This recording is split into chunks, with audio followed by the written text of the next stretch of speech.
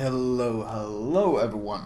Today I will be featuring the follow-up to all the NC play, and that is of course the Iowa. I finally got it unlocked and I think I got it pretty much fully upgraded. The matchmaking is nasty. There's the lowest tier is tier 9, there's 5 tier 9s, and everyone else is a tier 10 ship. So this is of course a pretty extreme version of the matchmaking you can get, where you end up against pretty much only tier 10s and a handful of tier 9s. Which is something that can happen, not too often. Usually there's some tier 8 mixed in, there's unlucky couple of guys who get screwed over, but this time we are the ones who are getting screwed over, which is of course interesting. Now I am trying to encourage our Donskoy to reposition to help our Yugomo. On maps like this, where there's a lot of island cover near the capture points, I never really understood why cruisers go out of their way to sail into the only place where there's no cover, like our Donskoy is doing. Especially since with radar he could just hide behind the islands, radar the cap, and we'd get a massive advantage. Instead he's sailing out in the open and, well, he's putting himself, or making himself, very vulnerable. Regardless though, we managed to close the distance quite undetected, and that's of course since we run the stealth build, something I highly recommend on the Iowa. You can get a 12.2 kn concealment, which is amazing considering when you get to the Montana, this jumps up to something like 13.4, 13.1, something like that, 13.4 I think it was. So you are still extremely stealthy in comparison to everything except like Royal Navy battleships, which are kind of the exception when it comes to battleships. And we are getting a lot of juicy broadsides to shoot, and as you can see the turret angles are not that bad on the Iowa. They are, at long ranges, they are actually quite usable, since you don't really need to give that much broadside to use them. I'm giving a bit more than I need to here, but that's mostly because the rudder shift is very sluggish. Without using the rudder shift module, you have a 19.5 second rudder shift, which is what I'm using here. And I don't dare to use the rudder shift module because of all the HE spam that you could possibly be focused with. I do get some Minotaur spam, what it seemed like there. A Minotaur shot a few volleys at me, but he does get spotted in return. Actually, that could have been a Montana as well. But they're still so far away that I'm not too afraid, and I'm going to see if I can maybe nail this Minotaur as he turns away. However, he was smart enough to quickly disengage since the Moskva radared him. No citadels, but a good chunk, and I force him out of the cap. The Yugomo is also forced out of the cap, so we are creating some good pressure. What is important to note though is that the majority of our team decided to go to sea. So this means we are quite outnumbered here, and I can't really push or park aggressively into the cap right now because, well, first of all, there's a Minotaur that we know of. Parking there means that I become his target practice. There's also at least the Minotaur as a DD. There could be another, the Minotaur and the Yugomo as a DD, and there could be a second DD. We don't know. He hasn't been spotted. So I am very hesitant to actually push deeper into this cap. In general, one of the Iowa strengths is not just the concealment, but the speed. The Iowa, even without speed flag, does 33 knots, which means it is extremely fast for a battleship. And you don't really want to get bogged down in this thing, because it's not really that tanky. The Minotaur is making a mistake and reversing out, and look at that dispersion on my back turret. That's only my back turret firing, and look at those 3 shells. They're firing in perfect sync, and they land exactly where I want them to land. And that was a back turret only triple citadel devastating strike. Certainly not something you see every day, and of course very satisfying. Now I do run the reduced dispersion module on the Iowa because I think it's much more valuable than the reduced reload. Not only does the reduced reload mess with your turret traverse, but honestly when you run a stealth build you kind of want your guns to land exactly, or you want your shells to land where you're aiming. For example, that Minotaur, when he reversed out, I was undetected. And the whole idea of this stealth build is that you can open up from complete concealment and catch people by surprise, like he did. And in order for that to be effective, in order for that kind of striking from the shadows type of thing to be effective, the shells need to hit. And faster reload doesn't really help, doesn't really synergize with the playstyle the same way that the reduced dispersion does. That's why I highly recommend it. For some reason though, I have 2 Moskvas here. They're playing very, very far back here. Look how far they are, even further back than I am, which is strange because the Moskvas could be using the islands a lot better than I possibly could, and they could be using their radar to help our Yugomo. And with no help for the Yugomo, Yugomo does get exceptionally unlucky as well, that he gets detonated. And that is, of course, I feel a bit bad for this guy because he was really trying his best, but our 3 radar cruisers are not really willing to push in and radar those DDs. We still don't know if the second DD is on this side of the map. We've still, oh, actually he's died, so we have some awareness in that sense, but they are too far away. You might see your compliment has been received in chat. That's because I complimented the Yugumo, because he was actually trying his best to contest the cap and to scout and be useful, but the backup he received was debatable. At this point though, we have complete sea control. If we look at the minimap, we have complete sea control and we have a huge fleet pushing our way from sea.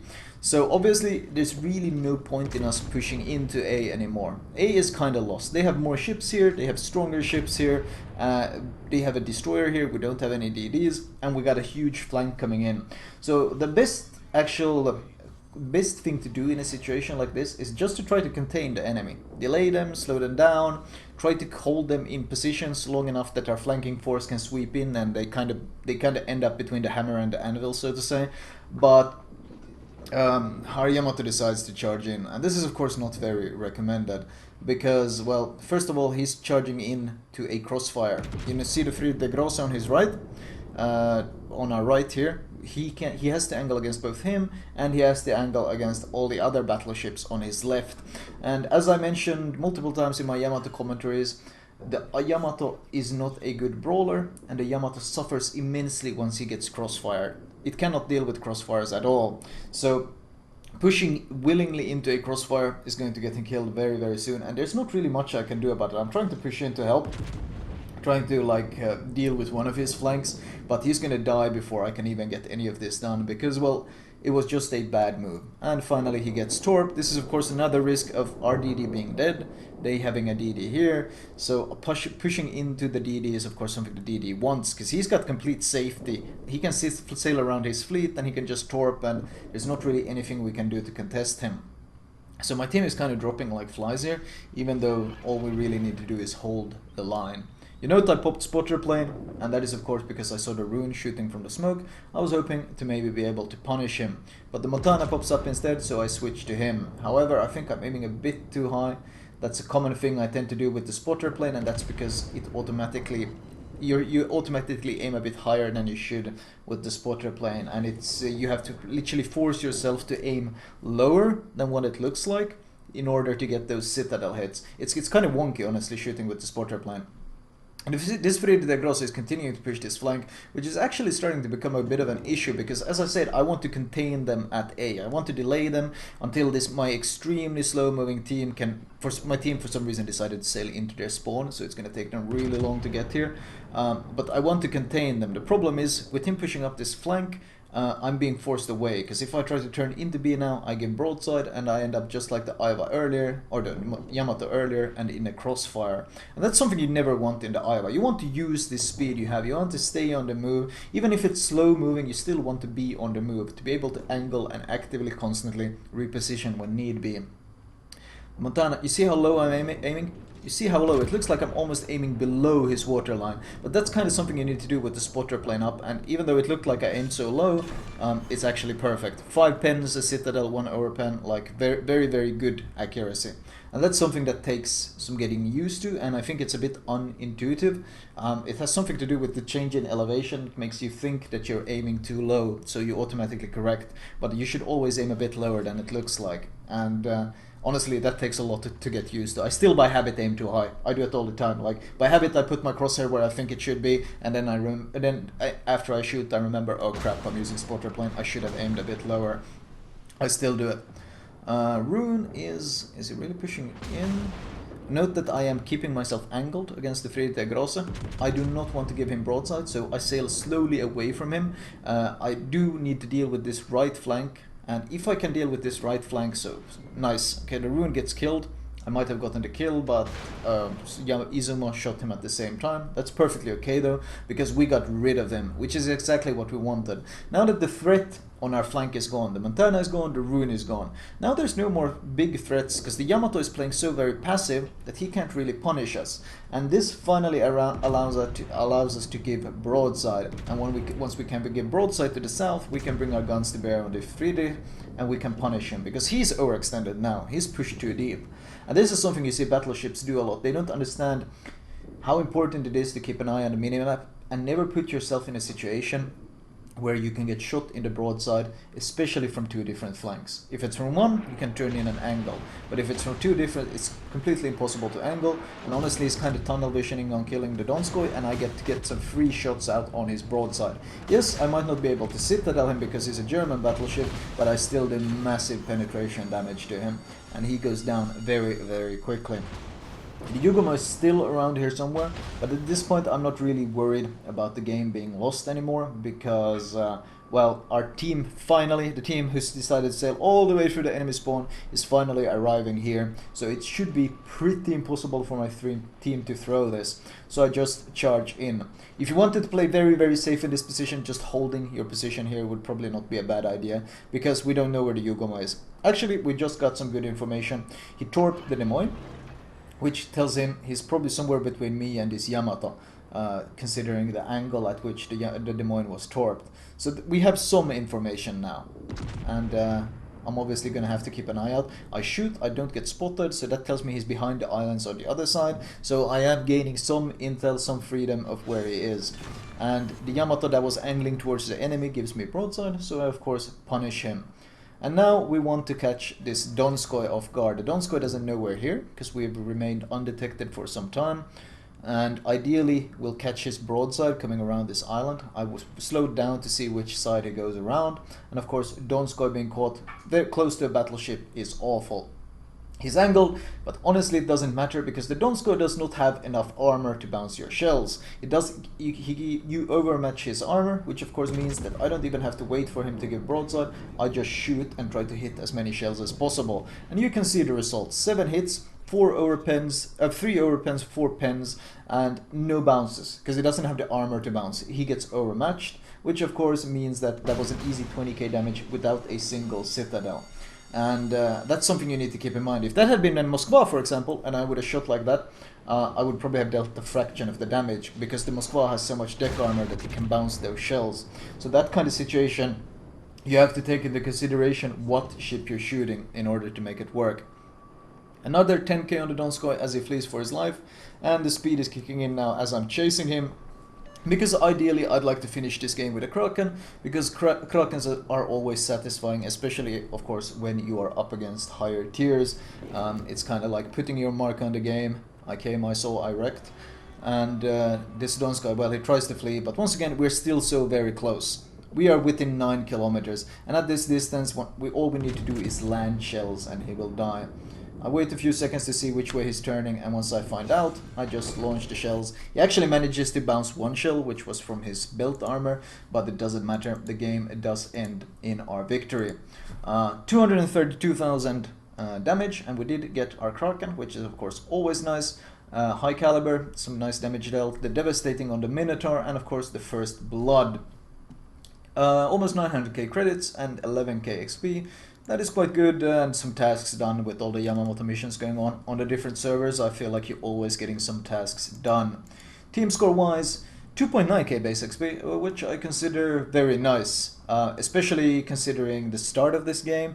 Our Yugomo got unfortunate enough to detonate.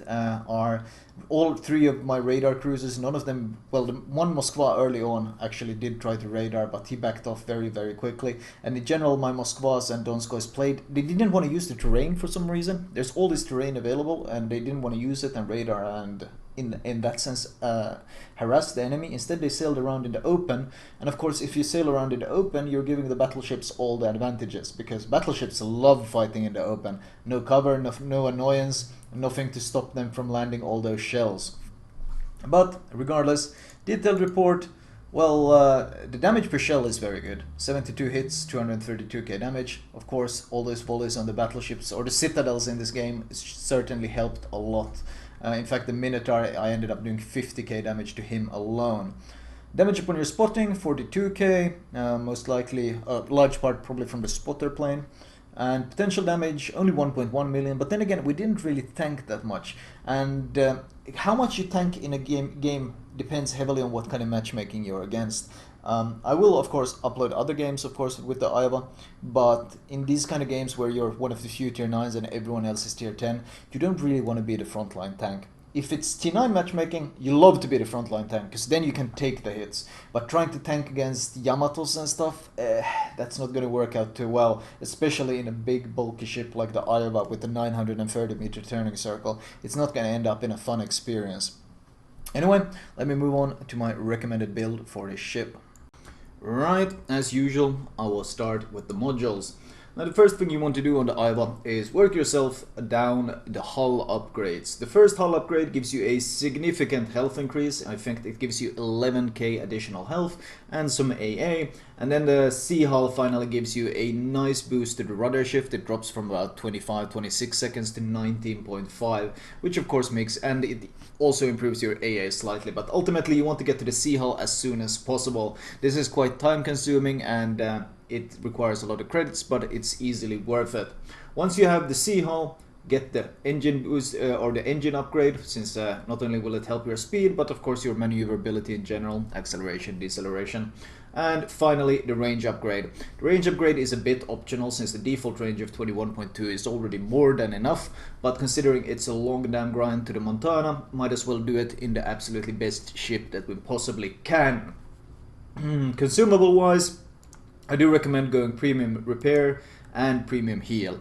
The heal of course shorter cooldown and additional charge, and the repair, the difference between 114 seconds and 76 seconds is pretty damn massive when it comes to fires or flooding ticking on top of you.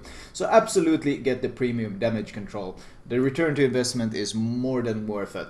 Upgrade wise, main turret survival, AA gun range. We don't need the normal gun range anymore. We already have so much range. The secondaries aren't really worth it, and the main battery mod nerfs our reload, so we don't want it. That pretty much only leaves the AA, which is already a strength of these ships, so might as well as slot it.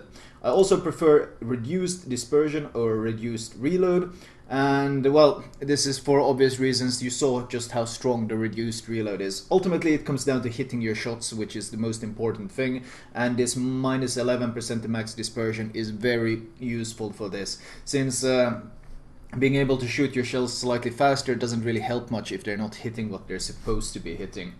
I add damage control 1 and 2. Now ideally I would actually would love to run a steering gears mod 2 to cut this rudder shift down to underneath 16 seconds, but with Royal Navy cruisers, or sorry, Royal Navy battleships, Freudian slip, with Royal Navy battleships in the game there's literally no point doing it, because the risk of just being burned to death is so high already. And finally of course concealment, because we can reach a very impressive concealment of 12.2 km. Now, Captain Perks wise, priority 1, I actually prefer priority target, because I like knowing if people are aiming at me, since the broadsides are so very vulnerable on this ship. Also, of course, it helps in knowing if DDs are targeting you with torpedoes or not. Turret traverse, additional heal, concealment. Once we have concealment, we go straight for fire prevention. The Iowa is a big ship, there's a lot of surface area to hit, and I can tell you every HE spammer in the game loves shooting at that surface area. Once we have fire prevention, we go for adrenaline rush. The reload buff is so damn good. And then, well, I've spec'd into preventive maintenance, but this isn't really my final build. In fact, the last 3 points I would put into vigilance for additional torpedo warning, since the US torpedo belts aren't really the best. So honestly, preventive maintenance is more of a placeholder for now, as I'm leveling up my captain. Anyway, that was, oh well, I could go over the flags, but there's not really much that has changed here. Battleships, like all battleships, you want India Delta, you want reduced fire duration with India Yankee, you want faster consumable usage, and well, since it is an Iowa, you might as well slot the AA flags, since of course you can reach some very impressive AA numbers, and well, if a carrier does actually decide to go for you, having this available is of course fantastic. But besides those 3 combat flags, I honestly just go for XP. I mean, you can go for the speed flag and you get a pretty damn impressive speed of 34.6 knots, which is stupidly fast for a battleship, but you rarely get to use it to its full extent, and I find 33 knots is more than enough to be able to use the ship to its strengths. Anyway, that was my Iowa commentary. I will probably be featuring this ship a couple more times, since we got a long ass grind ahead of us to get to the Montana, and I have no idea how long this will take, but I hope you guys enjoyed it, and I will talk to you guys later.